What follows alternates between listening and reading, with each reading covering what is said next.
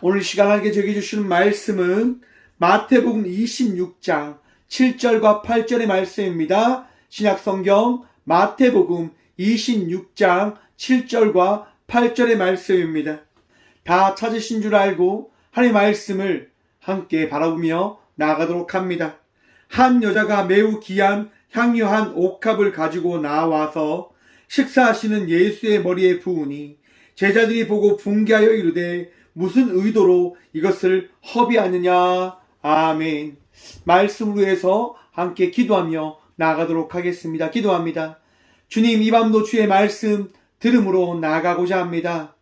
주님, 걱정과 근심으로 사로잡혀 있는 우리의 마음을 자유케 하여 주시고 평안케 하여 주시며 주의 말씀으로 세임 얻는 이 밤 되어질 수 있도록 주여 은혜 더하여 주셔서 부족한 종 단상에 섰습니다. 주의 말씀만을 대언하고 선포할 수 있는 복 누리게 하여 주셔서 오늘도 우리와 함께 하여 주시며 은혜 더하시는 예수 그리스도 이름으로 감사드리옵나이다. 아멘. 할렐루야. 오늘도 우리 주님 우리와 함께 하셨습니다. 함께 하신 주님 바라보며 감사함으로 기쁨으로 주의 은혜를 누리며 또한 고백함으로 나가는 저희 모두가 되어지길 소망해 봅니다. 오늘 본문 말씀의 제목을 이렇게 한번 정해보았습니다. 사람들의 생각과 다른 신앙.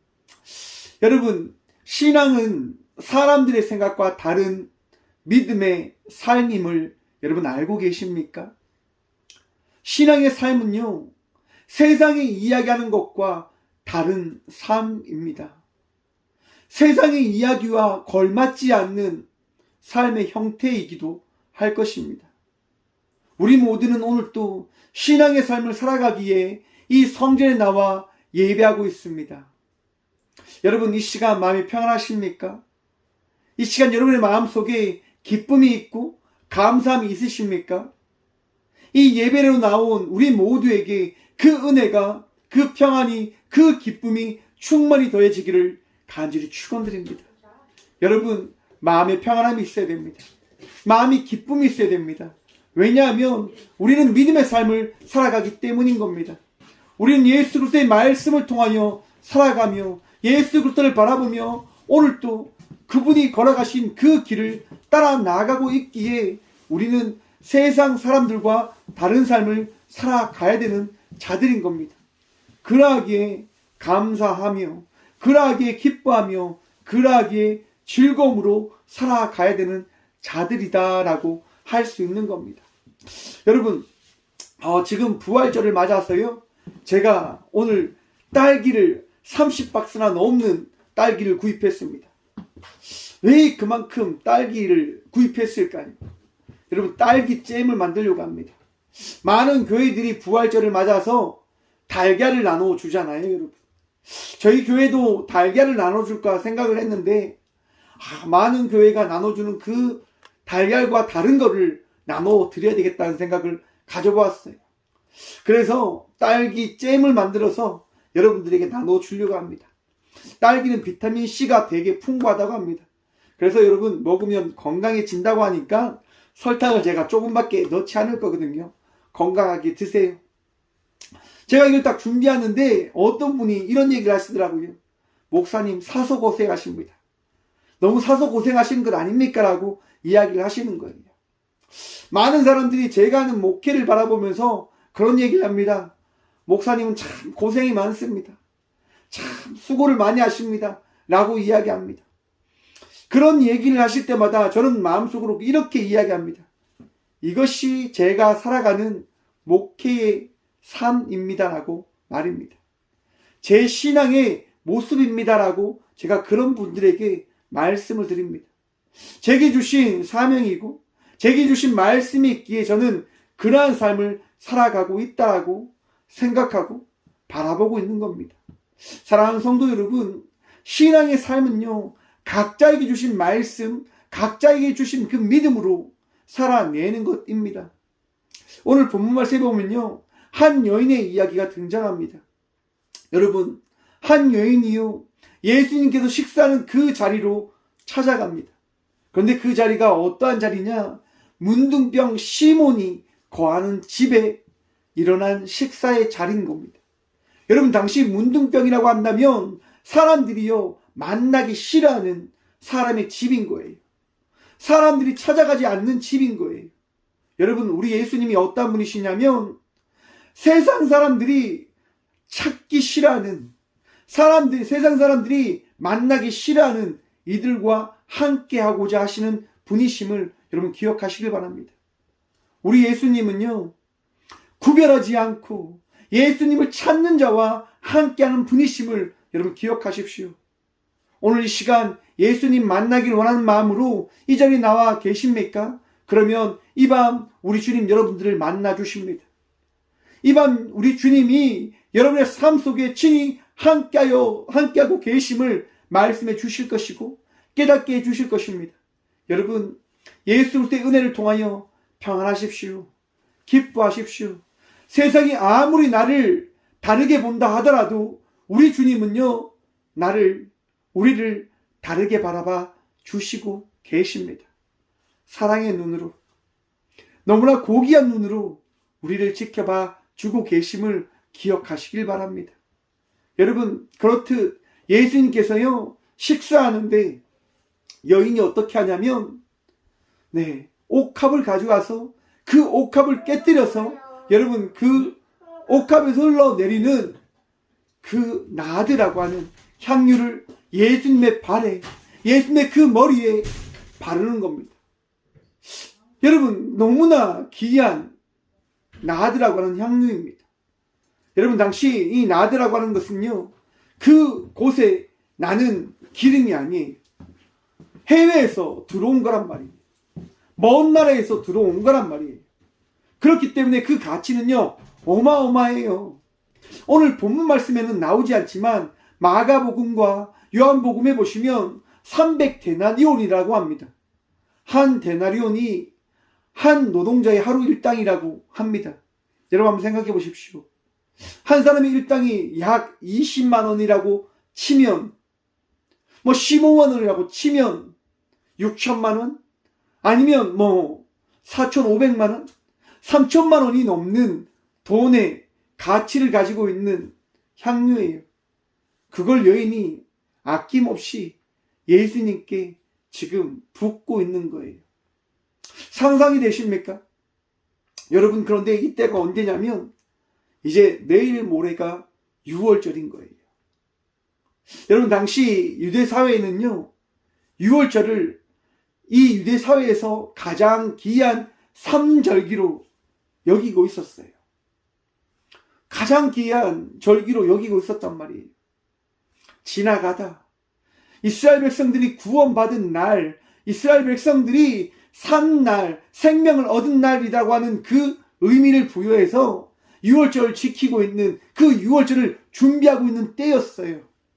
그때 아무도 찾지 않는, 사람들이 피하는 그 자리에서 예수님은 지금 머리에 기름을 바르신 거예요. 예수님의 머리 위에 기름이 지금 흘러내리고 있는 거죠. 여러분, 기름을 바르다, 왜 여인이 예수님의 그 머리 위에 왜 기름을 발랐을까, 부었을까?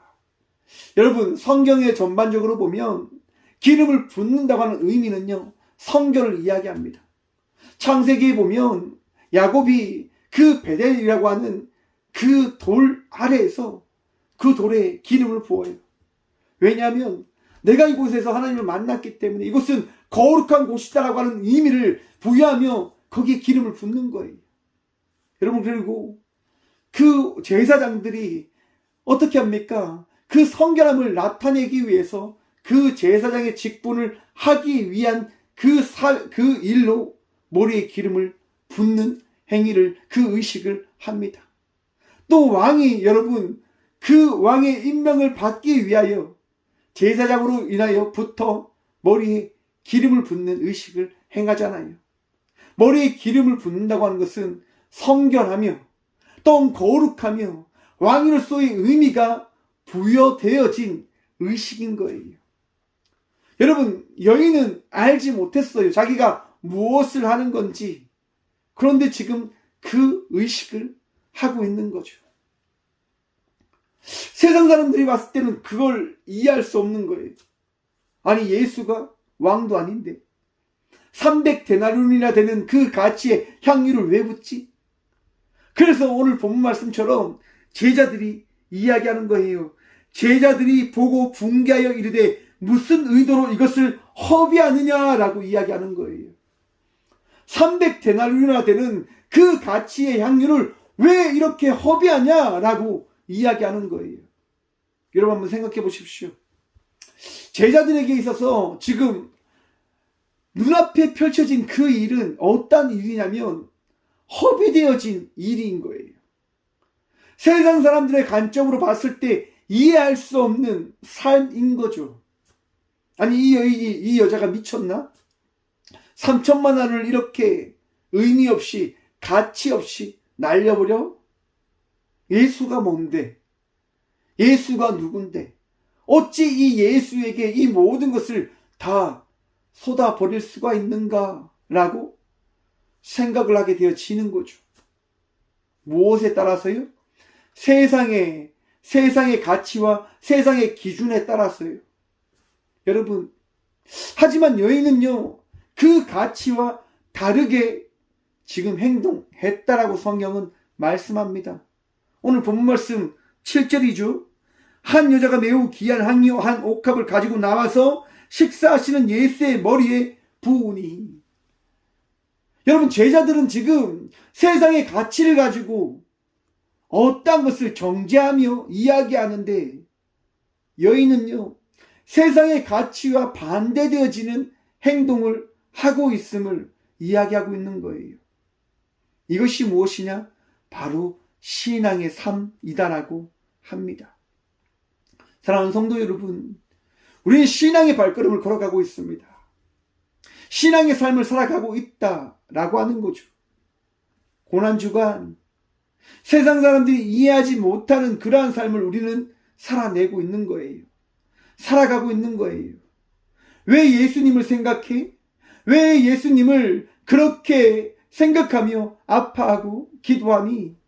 라고 그들은 되묻죠. 예수는 2000년 전에 죽은 위인이야라고 이야기할지도 모릅니다. 바보 같은 삶을 살아가지 말라라고 이야기할지도 모릅니다. 사랑하는 성도 여러분, 여러분의 삶 속에 함께 하시는 주님만을 바라보며 나아가는 믿음의 자녀들 되시길 간절히 축원드립니다. 내가 한 행동들, 내가 결단한 그 고백은요, 결코 헛된 것이 아님을 기억하고 믿으시길 바랍니다. 세상 사람들은 신앙생활을 하면 허황된 시간을 허비하는 거다라고 이야기할 겁니다.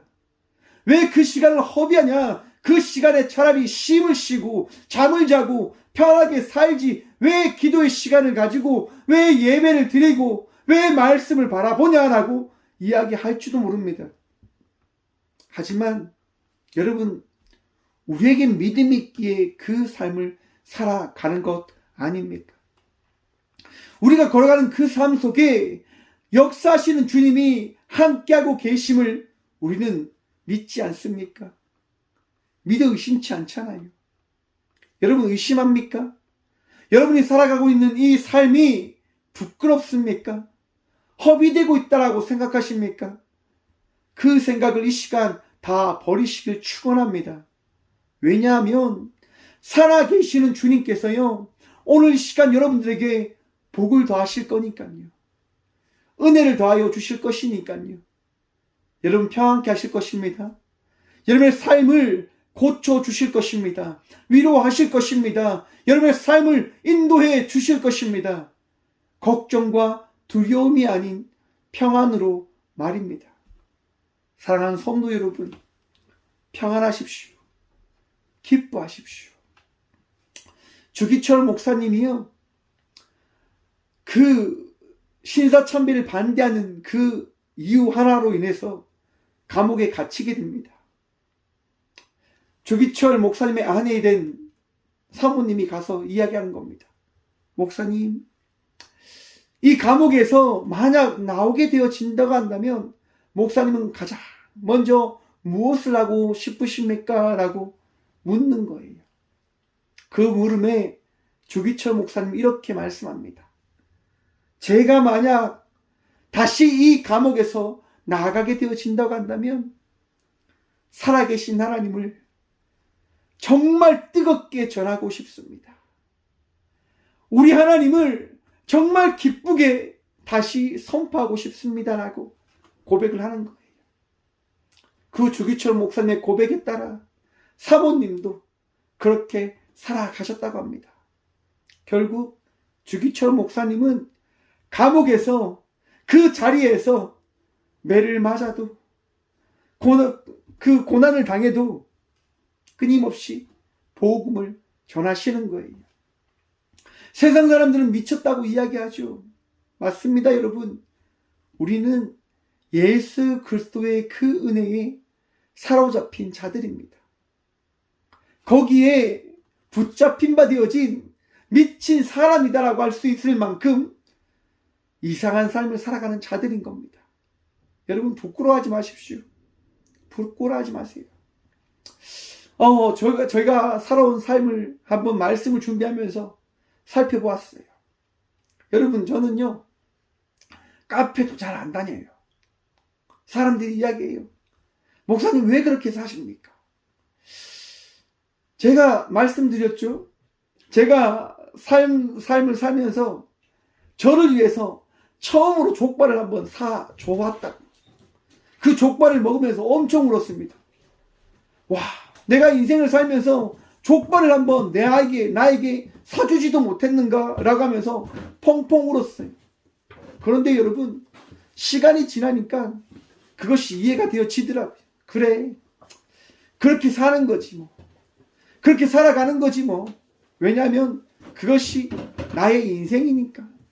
그것이 우리들의 인생이니까. 그것이 나에게 허락되어진 인생이니까 이라고 하는 그 생각에 있으니까 여러분, 그것이 부끄럽지 않는 거예요.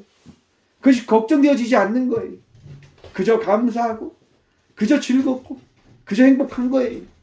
사랑하는 성도 여러분, 신앙의 삶은요, 어떠한 삶을 살아간다 하더라도 그 삶 속에서 허락되어진 주의 은혜가 있음을 기억함을 통하여 기뻐하고 감사하고 즐거움으로 살아가는 삶임을 기억하시길 바랍니다.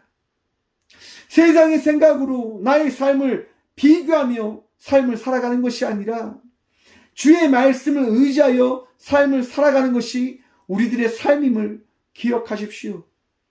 고난주간 우리 예수님께서 왜 이 길을 걸어가십니까? 왜 길을 걸어가십니까, 여러분? 한번 생각해 보십시오. 왜 가지 않으셔도 되는 그 길을 가신 걸까요? 이유는 간단합니다. 그것이 신앙의 삶이기 때문에 그것이 신앙의 모습이기 때문에 우리에게 그것을 가르치시고 전파하시고 하나님의 나라를 알리시고자 그 길을 먼저 걸어가 주신 겁니다. 제자들도 몰랐잖아요. 몰랐기 때문에 이런 고백을 하는 거예요. 이런 이야기를 하는 거예요. 예수님께서는 이후 제자들에게 말씀하십니다. 이 여자에게 어떤 말도 하지 마라. 복음이 선포되어지는 모든 자리에 이 여인의 이야기는 기록되어져 선포하게 되어질 것이다 라고 말씀해 주십니다. 여러분, 그러자 오늘 새벽에 나눈 말씀인데요, 어떤 일이 일어납니까? 가룟 유다가요, 예수님을 팔려고 하는 생각을 가지게 되어져요. 예수님을 팔으려고 하는 그거를 결정해요. 그리고 예수님을 어떻게 해요? 팔려고 대제사장들에게 가서 그 이야기를 합니다. 뭐 때문에요? 신앙이 아니라 세상의 생각을 따라가 버렸기 때문에. 여러분, 우리가 세상이 이야기하는, 세상이 추구하는 생각을 따라가게 되어진다고 한다면 하나님과 다른 길을 갈 수밖에 없음을 기억하십시오. 어떤 누구들은 이야기합니다. 우리도 성경을 따르고 우리도 성경의 말씀대로 살아가기 때문에 너희와 똑같은 것 아니냐라고 이단을 다니는 친구가 제게 이야기하더라고요. 여러분, 똑같을까요? 다를 수밖에 없습니다. 왜냐하면 그들은 신앙으로 살아가는 것이 아니라 그들은 세상의 기준인 세상의 방법으로 그들은 삶을 살아가는 것이기 때문일 겁니다. 고난주간 오늘 또 우리 주님께서 우리 각자에게 주신 말씀을 붙들므로 살아가는 믿음의 자녀들이 되어져 가기를 간절히 축원드립니다. 이 삶이 살아감이 쉽지 않습니다. 어렵습니다. 하지만 여러분, 신앙으로 살아내십시다. 요나서에 보시면 요나에게 하나님이 말씀하십니다. 니느웨로 가라라고 말입니다. 요나는 도저히 갈 수가 없었습니다. 왜냐? 세상 기준으로 봤을 때 자기 민족을 죽이고 자기를 학대한 그 나라를 구원을 위해서 어찌 갈 수 있습니까? 라고 요나는 이야기하는 거예요. 그래서 결론적으로 어떻게 합니까? 요나는 다시스로 향하는 배를 타고 다시스로 가게 되어집니다. 여러분, 하지만 다시스로 가는 그 요나를 우리 주님께서 어떻게 하시죠? 다시금 니느웨로 이끌어 가십니다. 그 과정에서 한번 보십시오, 여러분. 세상 사람이라고 한다면 그저 죽음을 기다리는 삶을 살아갔을 것인데 요나는 달랐습니다. 신앙이 있었기 때문에 그는 고백하는 겁니다. 나를 물에 던지십시오. 그러면 잔잔해질 것입니다. 라고 말입니다. 요나가 그렇게 고백할 수 있는 데는 어디에서부터 시작되어진 고백일 것인가? 바로 신앙인 겁니다. 믿음인 겁니다. 여러분, 우리 예수님께서 이 십자가를 향하여 나아가는 그 발걸음을 걸어갈 수 있는 것은 바로 우리 하나님께서, 우리 예수님께서, 우리 성령님께서 다시금 우리를 부활케 하실 수 있는 분이심을 예수님은 알고 계셨고 또한 그것을 알리시고자 그 길을 나가신 것임을 기억하시고 바라보시길 바랍니다. 그 과정에서 예수님은 말씀하십니다. 나의 장래를 위하여 이 여인은 나에게 기름을 부은 것이다 라고 말입니다. 죽음을 향하여 나중에 모든 것들을 다 아시는 주님께서는요, 그 자리를 피하지 않으시고 걸어가신 겁니다. 그 자리가 정말 아프고 고통스러울지도 모르지만 그 길을 향하여 나아가신 겁니다. 무엇 때문에요? 우리 때문에. 우리에게 믿음을 알리시기 위해서 말입니다. 사랑하는 성도 여러분, 오늘 또 믿음을 이루며 나가는 자의 삶을 살아가는 저와 우리 모두가 되어지길 간절히 축원합니다.